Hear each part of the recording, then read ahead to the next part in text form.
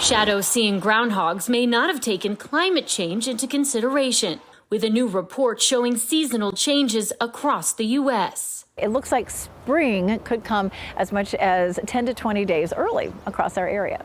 WRAL meteorologist Elizabeth Gardner says we may still see temperature fluctuations, but that overall, winters are getting warmer. And I think as we go farther along, we see less and less snow. Today's 70-degree temps come on the heels of the third hottest January on record. And since 1970, the Raleigh area has had an average of 23 fewer nights below freezing each year. Conditions that are pushing blooms out sooner and stretching the dreaded allergy season longer. Mother Nature does not read the rules when the seasons are supposed to start. Horticulturist Greg Page says plants are getting more resilient to temperature swings, but warns against jumping the gun on garden planting and pruning. Don't get lured into the warm and think that it's ready to go and all the stores are putting out their plants. Kind of hold back, and I always tell people it's really important to be patient when you're a gardener.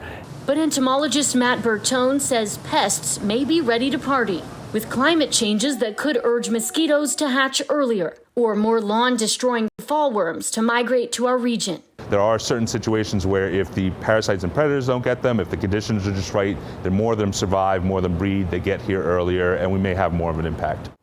This winter warming trend is expected to continue with heat-trapping emissions at play.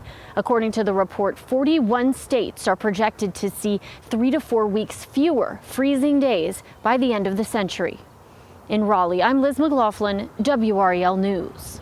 Meteorologist Kat Campbell joining us now. This could also have an economic impact. Looking at Sugar Mountain, you said the snow just does not look robust there at all. Not at all, Lena. And this is unfortunate. January and February are some of their best months that they really rely on for the economy in the North Carolina mountains. And you can see there is a lot of dirt and very little snow showing up. They don't have a lot of their runs open right now. But we've got some cool air on the way this weekend. It just comes in not the typical way. This could amount finally to some real snow, though, for the North Carolina mountains this weekend, and they really, really need it out west. We have upper-level energy swinging through, and that's what's going to generate the cold air for us, unlike most North Carolina snowstorms where we have high pressure to the north. So if you are skiing this weekend, there will still be cooler air in place Friday and Saturday, but really the bulk of the snow will come late Saturday into Sunday. So Sunday would be the day where you have fresh powder to ski on this weekend.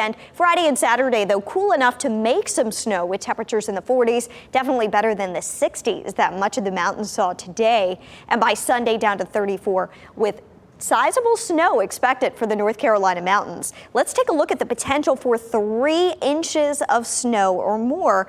And that chance, 77% in Asheville even. Boone, about a 70% chance. I was looking over the forecast there, and it looks like some of the lower elevations would be in that 1 to 3 inch zone.